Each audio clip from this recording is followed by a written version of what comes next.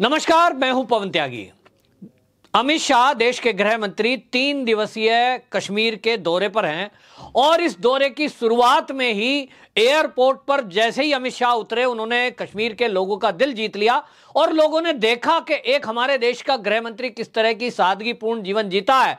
क्योंकि जब वो एयरपोर्ट में अपने हवाई जहाज से बाहर निकले तो बारिश हो रही थी और उस बारिश में जो एनएसजी कमांडो होते हैं वो उनके साथ में छतरी लेकर चल रहा था, लेकिन उन्होंने उसके हाथ से छतरी ले ली और यह दिखाया कि इस समय जो देश का प्रधानमंत्री है, चाहे वो देश के गृह मंत्री हैं, उनका जीवन सादगी भरा है और वो देश के सुरक्षा बलों का सम्मान मान करते हैं। पहले की सरकारों की तरह नहीं है कि उनको अपने एक निजी सहायक के तौर पर यूज किया जाए। और हमने देखा था इसी तरह का दृश्य प्रधानमंत्री के एक टाइम में कि प्रधानमंत्री जी ने भी इसी तरह से अपने सुरक्षा बल को जो छतरी लेकर चल रहा था उससे छतरी ले ली थी। इसके इतर जो विपक्ष के नेता हैं जो अमित शाह और मोदी जी पर सवाल उठाते हैं, उनको हमने देखा है कि किस तरह से उनके अंदर का अहंकार दिखाई देता है। दूसरी तरफ जब सुरक्षा बलों ने कश्मीर में अमित शाह जी को यह कहा कि इस समय घाटी में थोड़ा बहुत तनाव है, धारा 370 हटने के बाद अमित शाह की यह पहली यात्रा है और इसलिए कहा गया कि आप सड़क मार्ग के बजाय हेलीकॉप्टर से चलें जो कि सुरक्षा के लिए ठीक रहेगा। लेकिन अमित शाह ने कहा कि नहीं, मैं यहां की जनता से और देश की जनता से ये एक बीच में बात करने के लिए और एक मैसेज देने के लिए आया हूं कि घाटी में वैसा नहीं है जैसा हमारे देश का विपक्ष और कुछ लोग इसके बारे में प्रचारित कर रहे हैं। आज की डेट में धारा 370 हटने के बाद से जो कश्मीर के मूल निवासी हैं, जो कश्मीर में लोग रह रहे हैं, वो भारत सरकार के साथ कंधे से कंधा मिलाकर विकास की यात्रा पर चलना चाहते हैं। वो कश्मीर का विकास चाहते हैं, वो कश्मीर के विकास के एजेंडे पर सरकार के साथ हैं और धारा 370 हटने का कश्मीरियों ने स्वागत किया है। लेकिन इससे अगर किसी को दिक्कत है तो वो केवल अलगाववादी ताकतों को, पाकिस्तान परस्त आतंकवादियों को और जो पाकिस्तान के ही एजेंट हैं, बैठे भारत में हैं, उनको दिक्कत है, बाकी किसी को दिक्कत नहीं है। आप देखिए कि किसी कांग्रेसी प्रवक्ता को आप सुनिए, टीवी डिबेट्स में मैंने सुना है, उनसे जब पूछते हैं कि ये जो टारगेट किलिंग है इसको लेकर आपका क्या कहना है, तो एक सुर में बोलते हैं धारा 370 हटने के बाद ये हो रहा है। यानी उनके कहे अनुसार अगर लें तो धारा 370 जब लगी हुई थी, क्या उस समय घाटी में इस तरह से टारगेट किलिंग या लोगों की हत्याएं नहीं करता था आतंकवादी? क्या कहना चाहते हैं? अरे जब धारा 370 लगी हुई थी तब तो 60,000 कश्मीरी पंडितों को घर से बेघर कर दिया लोगों ने। इन्हीं आतंकवादियों ने बलात्कार किए चौराहों पर कश्मीरी पंडितों की महिलाओं बहनों के साथ। तो धारा 370 लगी रहती, ये अत्याचार होते रहते, कश्मीरी कभी जो कश्मीरी पंडित हैं वो अपने घर ना जा पाए, ये लगी रहती। वाह भाई वाह, क्या सोच है आपकी। और महबूबा मुफ्ती बोल रही हैं अमित शाह की इस यात्रा पर कि ये जो धारा 370 जम्मू कश्मीर में, वो कह रही हैं जम्मू कश्मीर में अफरा तफरी मची है और सरकार जो वास्तविकता को नकार कर वो आर्टिफिशियल चीजें बना रही है। कौन सी अफरा तफरी मची है महबूबा मुफ्ती जी? कहां आफत मची हुई है?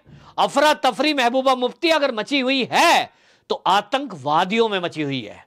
आज की डेट में जो आतंकवादी सरेआम लाल चौक पर किसी को भी कभी भी वहां झंडा फहराने नहीं देते थे, आज वहां प्रतिदिन रात को तिरंगी लाइट लगाई जाती हैं, तिरंगा फहराया जा रहा है, आम आदमी और मीडिया कर्मी वहां खड़े होकर लाइव कर रहे हैं। ये कभी पहले हो नहीं सकता था। और जितने आतंकवादियों के गढ़ हैं, मजाल है वहां कोई सरेआम खुलेआम ऐसे घूम ले। ये बात अलग है कि हां इक्का दुक्का लोगों को मारा जा रहा है और ये इक्का दुक्का लोग अगर आप रेशो लेंगे तो आपको समझ में आएगा पूरे भारत में, चाहे वो उत्तर प्रदेश हो, चाहे वो देश की राजधानी दिल्ली हो, फिर चाहे वो कोई भी राज्य क्यों ना हो, क्या मुझे ये बताएंगे अन्य राज्य के मुख्यमंत्री जहां जहां कांग्रेस की सरकार है वो मुझे बताएं, प्रियंका गांधी और राहुल गांधी, महबूबा मुफ्ती मुझे जवाब दें कि जहां जहां बीजेपी की सरकार नहीं है क्या उन राज्यों में कोई हत्या नहीं होती? भाई इक्का दुक्का हत्या तो होती है, बदमाश है, गुंडा है, मवाली है, आतंकवादी है, उसके पास काम क्या है? उसके पास यही काम है कि वो अपराध करे, तो अपराधी अपराध करते हैं। ये बात अलग है कि कश्मीर में जो हो रहा है कि केवल टारगेट करके हिंदू और सिखों को मारा जा रहा है, ये सोची समझी एक रणनीति है ताकि वहां के हिंदू और सिखों में भय पैदा किया जा सके कि कश्मीर में रहोगे तो मार दिए जाओगे। लेकिन इसके उलट जैसे ही ये हुआ, आज की डेट में जो केंद्र सरकार ने सेना को खुली छुट्टी दी है, अमित शाह जी ने जो अर्धसैनिक बलों को खुली छुट्टी दी है, उसका नतीजा आप देखेंगे। मेरे पास वीडियोज हैं कि आज आतंकवादियों में अफरा तफरी है। महबूबा मुफ्ती आज की डेट में आतंकवादी वो आतंकवादी नहीं है जो खुलकर पथराव कर देते थे, गोलियां चला देते थे सेना के ऊपर और अकड़ करके उनके जनाजों में लोग निकला करते थे AK-47 लहराकर। आज जरा आके दिखाएं, दुबके पड़े हैं, घर के घर तोड़ दिए जाते हैं अगर किसी घर में उनको संरक्षण दिया जा रहा है। और इसलिए अफरा तफरी है कि यह सेना को कैसी खुली छुट्टी मिल गई।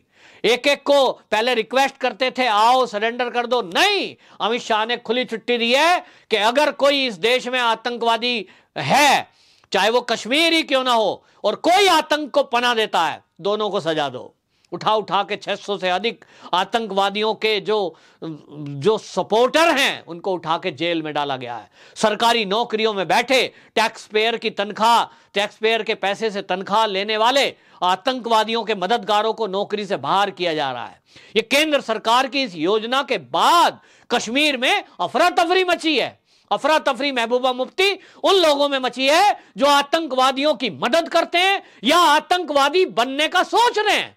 अब वो आतंकवादी नहीं है जो कश्मीर से आया करते थे, ये वो सपोले हैं जो भारत में भारतवासियों का दूध पीकर भारतवासियों को ही डसने का काम करते थे। लेकिन आज की डेट में ये अमित शाह जी की योजना है कि उस योजना के तहत चुग चुग कर चुन चुन कर आतंकवादियों को मारा जा रहा है। तो ये अफरा तफरी और बौखलाहट उन आतंकवादी और उनके सलाहकार, उनके मददगारों में है। अगर महबूबा मुफ्ती को लगता है कि उनकी इस बयानबाजी से वो एक अफरा तफरी का माहौल पैदा करेंगी, जैसा कि विपक्ष है, धारा 370 हट गई, इसके बाद से ऐसा हो रहा है। इन लोगों को समझ नहीं आ रहा कि धारा 370 हटने के बाद से ये जनता के बीच मुंह दिखाने के लिए जाएं तो कैसे जाएं, क्योंकि हो ये गया है कि जब से धारा 370 हटी है उसके बाद से आम कश्मीरी खुश है। जो उसको केंद्र सरकार से योजनाएं डायरेक्ट नहीं मिल रही थी, बीच में ये दलाल बैठे थे, मैं इनको दलाल कहूंगा, नाम राजनीतिक का था, थे ये दलाल। केंद्र से पैसा भेजा जा रहा है कश्मीर के विकास के लिए, कश्मीरियों की मदद के लिए, लेकिन ये अपनी जेबों में भर लेते थे और आम कश्मीरी तक वो मदद नहीं पहुंचती थी। आज की डेट में जब से धारा 370 हटी है, केंद्र की हर योजना, चाहे वो निशुल्क फ्री में मकान बनाने की हो, चाहे शौचालय बनाने की हो, चाहे वो स्वास्थ्य की योजना हो, जितनी योजना है डायरेक्ट केंद्र से दी जा रही है और लोगों के खाते तक पैसा पहुंच रहा है, लोगों को डायरेक्ट मदद पहुंच रही है। ग्राम सभाओं को मजबूत किया गया है, ग्राम सभाओं को बजट दिया जा रहा है, उनको मजबूती दी गई है और इसके कारण से वहां कश्मीर के लोग खुश हैं कि जो धारा 370 70 साल नहीं हटी और हमें कहा गया कि कश्मीरियों के हक मार लिए जाएंगे, अगर धारा 370 हट गई आपकी जमीनें छिन जाएंगी,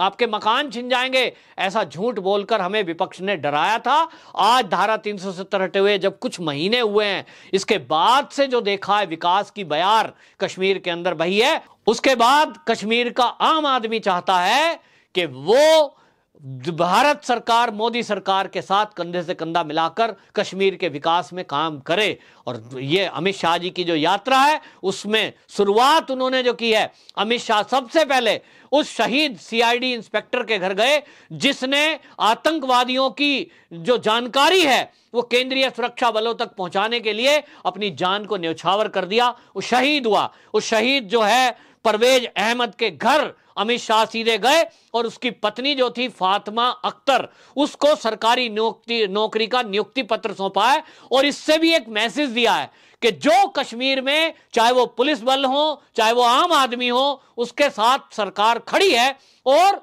यदि उसके ऊपर कोई मुसीबत आती है वो कोई भी हो, उसकी हर मुसीबत में सरकार साथ है। अब जिस तरह से जो देश के ऊपर शहीद हुए हैं सीआईडी इंस्पेक्टर परवेज अहमद, उनकी पत्नी को सरकारी नौकरी दी गई है, उससे स्पष्ट बिल्कुल संदेश है मोदी सरकार का कि आतंकवादियों की मदद करोगे तो जहन्नुम में पहुंचा दिए जाओगे, और सरकार की मदद करोगे, देश की मदद करोगे तो सरकारी मेहमान बन करके रहोगे, आपको सरकारी नौकरी मिलेगी, सम्मान मिलेगा, मान मिलेगा, सरकार का पूरा संरक्षण मिलेगा। देखते हैं कब तक ये आतंकवादी कश्मीर में इन गोलीबारी करके डराने की कोशिश करते हैं। आखिरकार आज की डेट में जो केंद्र सरकार ने कार्रवाई शुरू की है ऑपरेशन क्लीन, इसके तहत आतंकवादियों को चुग चुग कर मारा जा रहा है। इससे पूरे पाकिस्तान के आतंकवादियों में दहशत है और यहां देश में बैठे हुए आतंकवादियों के मददगारों में दहशत है, आतंकवादियों में दहशत है। यह बात अलग है कि अभी कुछ लोग 10-20 हजार के लालच में गली मोहल्ले से निकलकर कोई गोलीबारी कर देते हैं, लेकिन यह ज्यादा दिन चलने वाला नहीं है। कुछ ही दिनों में आप देखेंगे कि ऑपरेशन क्लीन के तहत कश्मीर में बिल्कुल इस तरह की गुंडागर्दी क्लीन कर दी जाएगी, वहां कोई इस तरह का आदमी बचेगा नहीं। लेकिन यहां अंत में मैं एक बात और बता देना चाहता हूं कि अभी जो छोटे हथियार, ये जो टारगेट किलिंग में इस्तेमाल हो रहे हैं, रिवॉल्वर, जो जिस तरह की छोटी छोटी हथियार है, ये ड्रोन के जरिए सीमा पार से आ रहे हैं। और आपको याद होगा कि इस ड्रोन को लेकर ही विपक्ष कई बार सवाल उठा रहा था कि बीएसएफ को क्यों इतनी परमिशन दी है कि वो किसी भी घर की तलाशी ले ले, किसी भी घर में घुस जाए। तो ये तो अधिकार, हमारे अधिकारों का हनन हो रहा है। लेकिन वो समझ लें कि बीएसएफ ही है जिसको ये जानकारी मिलती है, और वो किसी भी इस तरह के घर परिवार में जाकर जहां उनको शक है कि हथियार छुपे हो सकते हैं जो सीमा पार से आए हैं, तलाशी लेने का जो अधिकार उनको मिला है, इसी के तहत ऑपरेशन क्लीन के तहत ये कार्रवाई चल रही है। और आप ये भी जान लीजिए कि जितने आतंकवादी मारे जा रहे हैं गली गली मोहल्ले मोहल्ले में, वो जानकारी कहां से आ रही है सुरक्षा बलों के पास? निश्चित रूप से कश्मीर के लोग वो आतंकवादियों की जो जानकारी है वो सुरक्षा बलों तक और पुलिस तक पहुंचाते हैं। यानी अब पहले और अब में एक बड़ा अंतर है कि पहले पुलिस की मूवमेंट क्या है, सेना की मूवमेंट क्या है, इसकी जानकारी आम पब्लिक में बैठे हुए आतंकवादियों के मददगार आतंकवादियों तक पहुंचा देते थे। आज की डेट में उल्टा है कि आतंकवादी किस गली मोहल्ले में छुपे हैं उनकी जानकारी अब सरकार तक आ रही है। और इसीलिए ऑपरेशन क्लीन जो गृह मंत्री जी का है, अमित शाह का, वो सफलतापूर्वक चल रहा है। भारत की सेना एक एक मुकाबले पर विजय हासिल कर रही है। और यह बात अलग है कि अभी भी महबूबा मुफ्ती जैसे नेता आतंकवादियों की भाषा बोल रहे हैं, क्योंकि उनको लगता है कि आगे आने वाले चुनाव में उनके पास कोई मुद्दा नहीं है और वहां बीजेपी की सरकार बनने जा रही है उस राज्य में जिस राज्य में 70 साल इन्होंने झूठ बोलकर राज किया। वंदे मातरम।